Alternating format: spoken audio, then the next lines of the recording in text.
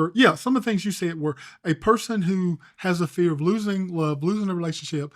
Some things they do is lose themselves in a relationship. That reminded me that I think I've heard you say that before.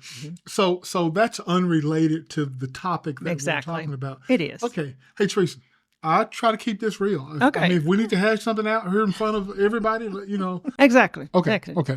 So this fear often shows up as avoidance, withdrawal, sabotaging, which we have all said that.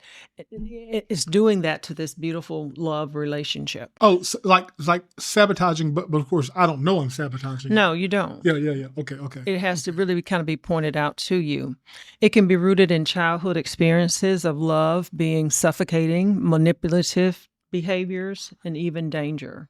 But if I grew up with suffocating, manipulative behavior, wouldn't that teach me to not do that myself? Not necessarily. Oh. You could follow the same pattern. Even though I didn't like it? Right. So Yeah. Why? I don't know why exactly. It's a pattern that you've learned. It's something that's learned. Has been inbred in you, and you just expresses it with this particular person or whomever. Certain things come up from your childhood in the way we respond every day. So I know that we all see and hear life through the eyes and ears of our past experiences. We all bring baggage. I guess what I hear you saying is, I grew up being manipulated, and I forgot the other thing that you said, and I didn't like it. Suffocating. Suffocate, thank you.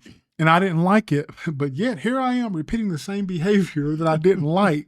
You hear people say, I'm not going to be like my mom. I do. I've heard people say that. And you look in the mirror one day and you say, I'm just like my mom. I did that same thing. That's what she would say. So it's one of those things. Interesting.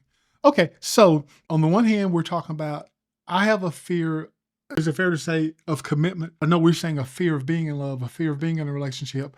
And then the other person over here has a fear of losing it. So you also mentioned that both fears, I've heard you say, can coexist. Yeah. In the same relationship, but you're not saying in the same person, or are you? I am. I'm saying some people experience both fears.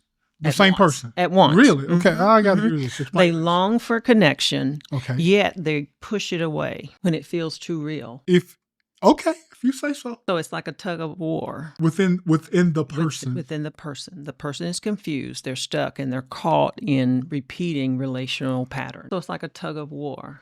I really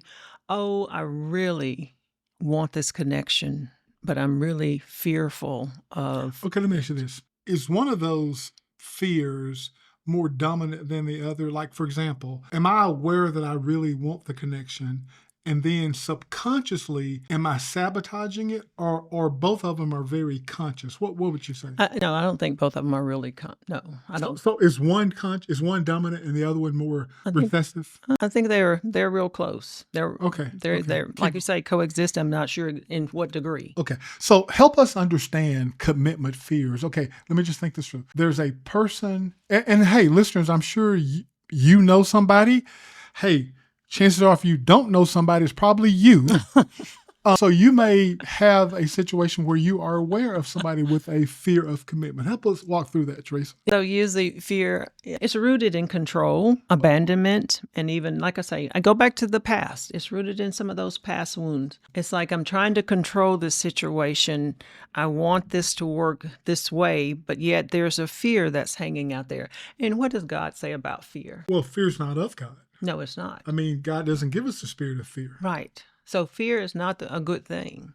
Okay. Yeah. I mean, in the sense of when you're trying to be in a relationship, sometimes you have to step out and do whatever's needed. Does the person understand that they're operating from a sense of fear? No. Usually you don't see it till later. Usually you see it when I've sit down and we talked about it. Oh, okay. So, and I'll say, it sounds like you were really trying to control this situation. She said, they'll say something like, oh yeah, I guess I was trying to control it because I wanted it to happen this way. And that's the way I thought it should happen. And then I have to sometimes help people see we've got to consider both people, but don't let me go too far off course here. Keep going. But yes, the So fear of understanding commitment fears, you say it's rooted in control, abandonment, or past wounds. Keep going. Right. So fear of commitment is often a defense mechanism. You've heard that? I'm thinking about it. Fear of commitment is a defense. Okay, Yeah. I see you. I It's see you. built I see you. from emotional pain, or like I say, these earlier experiences or earlier relationships that you've experienced.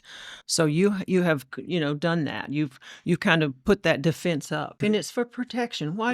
It's I protection. get it. It's protecting that emotional part that we want so dearly to I really be protected, because it's very important. It's a vulnerable part. Okay, you're Okay. making sense, Teresa. You're Okay. making sense. All So right. then you talked earlier about what's next? Control, abandonment, past baggage, past wounds. What's next? So it also can be masked Oh, like. I just thought something. You remember we had a couple once, and I remember asking you this question. See if you remember the story. So I was working with the husband, and he was sharing stuff with me. He said, "Hey, in the middle of a tense situation or frustrating situation, my wife typically goes to I can't remember. Is this ringing a bell with you? Mm-mm. I guess we'll just get a divorce, Oh yeah. or I guess I'll just leave."